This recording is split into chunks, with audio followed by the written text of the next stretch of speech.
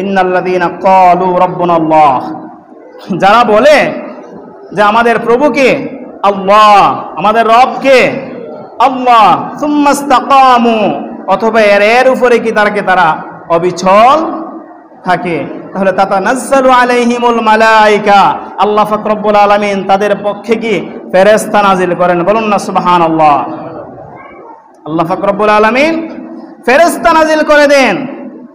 তাতানাজ্জালু আলাইহিমুল মালায়েকাতু আল্লা তাখাফু ওয়া লা তাহজানু, ফেরেশতারা এসে বলে তোমরা তোমাদের জায়গার মধ্যে অবিচল থাকো। এই অবিচল থাকতে গিয়ে সামনের দিকে তোমরা যে শত্রু বাহিনী দেখতেছো, শত্রুদের কামানগুলা তোমাদের দিকে পিট করে আছে, যে কোনো মুহূর্তে তোমাদেরকে ধ্বংস করে দেবে। এই জন্য তোমরা চিন্তিত হবে না, ভয় করবে না। তোমরা কি করবে না? চিন্তিত হবে না এবং ভয়ও কি করবে না, কারণ মুমিনের কোনো কিছু হারাবার নেই। মুমিনের হারাবার কোনো কিছুই নেই। মুমিন যতদিন বাঁচবে, সত্যের উপরে থাকবে, সে যখনই জীবন দিয়েছেন আল্লাহ, আল্লাহ যখন ইচ্ছা তখনই নিয়ে নেবেন। এর জন্য তার কোনো কি নেই, আকাঙ্ক্ষা নেই, বেঁচে থাকার কোনো কি নেই, স্বাদ নেই। যতদিন বেঁচে থাকবে ততদিন সে দিনের উপরেই থাকবে, আল্লাহ পাক রব্বুল আলামিনের উপরেই কি বিশ্বাস স্থাপন করে এর উপরেই থেকেই তার জীবন পরিচালনা করবে। তাহলে আল্লাহ পাক রব্বুল আলামিন যারা দিন প্রতিষ্ঠার জন্য নিজেদেরকে উৎসর্গ করবে, আল্লাহ পাক রব্বুল আলামিন তাদের জন্য কি করবেন? ফেরেশতা নাজিল করবেন। তাহলে বদর প্রান্তরের মধ্যেও আল্লাহ রাসূল সাল্লাল্লাহু আলাইহি ওয়াসাল্লামকে আল্লাহ পাক রব্বুল আলামিন সান্ত্বনা দেওয়ার জন্য প্রথমত 1000 ফেরেশতার সুসংবাদ দিয়েছিলেন। তারপরে আবার যখন তাদের পক্ষ থেকে যখন আসলো যে তারা কাফের মুশরিকরা 3000 সৈন্য আছে, আল্লাহ পাক রব্বুল আলামিন তখন 3000 সৈন্যের কথাও কি আল্লাহ পাক রব্বুল আলামিন সুসংবাদ দিয়েছিলেন। তাদের পক্ষ থেকে যখন 5000 সংবাদ ছড়ানো হলো, আল্লাহ পাক রব্বুল আলামিন তখন 5000 সুসংবাদ দিয়েছিলেন। বলুন না সুবহানাল্লাহ। তাহলে আল্লাহ পাক রব্বুল আলামিন মুমিনদেরকে সাহায্য সহযোগিতা করবেন যখন সময় হবে তখন। তবে প্রচেষ্টার কি করা যাবে না, ঘাটতি করা যাবে না।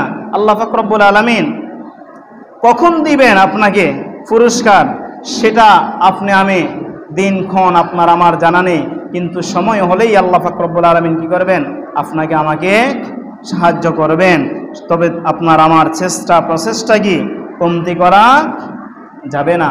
এজন্য আল্লাহ পাক রব্বুল আলামিন বলেন, ওয়া মা আরসালনাকা ইল্লা রাহমাতাল লিল আলামিন, এ আমার হাবিব, আমি জগৎ সমূহের জন্য আপনাকে কি রহমত করে পাঠিয়েছি। আপনি কাফেরদের জন্য রহমত, মুমিনদের জন্য কি রহমত।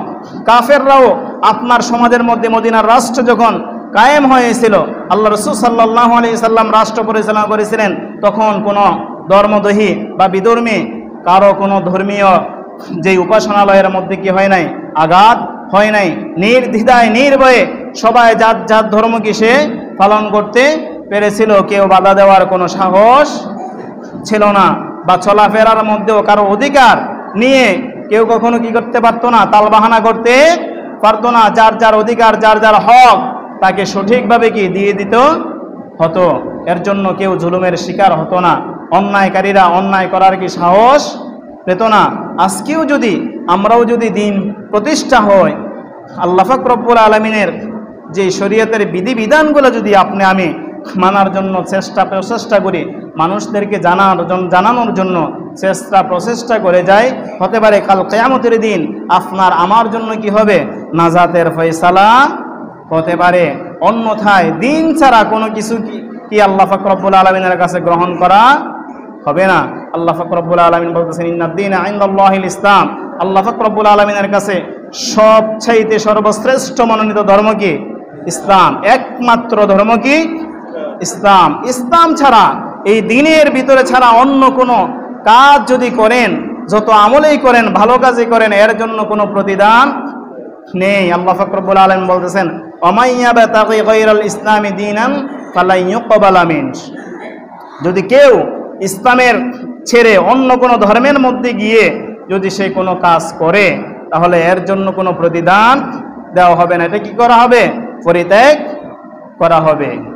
তাহলে সম্মানিত ভাইরা, আমাদেরকে প্রথমত কি দিন ঠিক করতে হবে। দিনটা হলো আপনার আমার কি? ঈমান। আপনার আমার ঈমান। ঈমান